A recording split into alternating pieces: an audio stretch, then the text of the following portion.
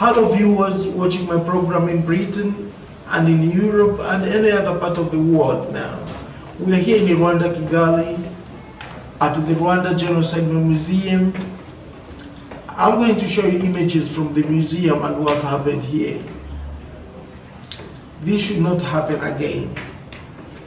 We are here to show you what tolerance means, what understanding means, and what shared values mean. We failed Rwanda before, but the time now, we are not going to fail Rwanda. Would you please introduce yourself? Absolutely. My name is Bella, and I'm from New York. And what has been your experience? Why did you visit Rwanda, and what has been experience here? Here at the museum, it's been very, very emotional, and it's very, very beautiful, but it's very, very heavy.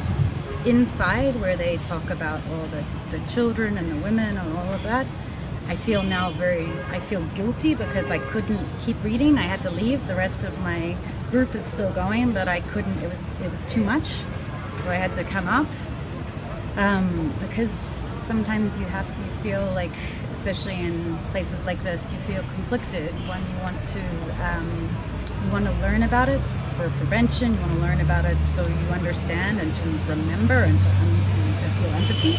But for me, it's also very, very hard. You feel like it puts such a heavy weight on your soul that it makes you just feel overwhelmed. And what message are you going to take from this place back to New York? What message are you back to New York right now, in this world, back in the US, it's just such a hard, it feels like the community is more and more divisive. And it's interesting, like in there they talk a lot about like all the things, propaganda, discrimination, infighting and all of those things, all of the stuff that built up to the genocide.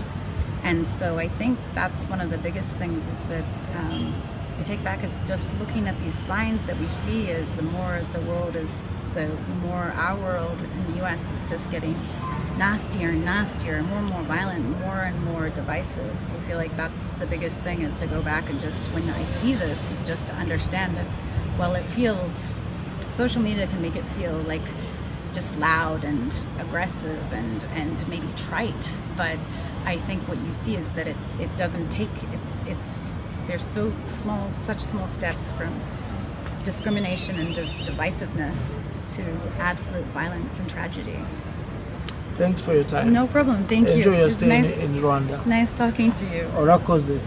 So far, it's very beautiful. I'm actually loving the rest of Kigali. Is just so green and wonderful. I love it. Thank you.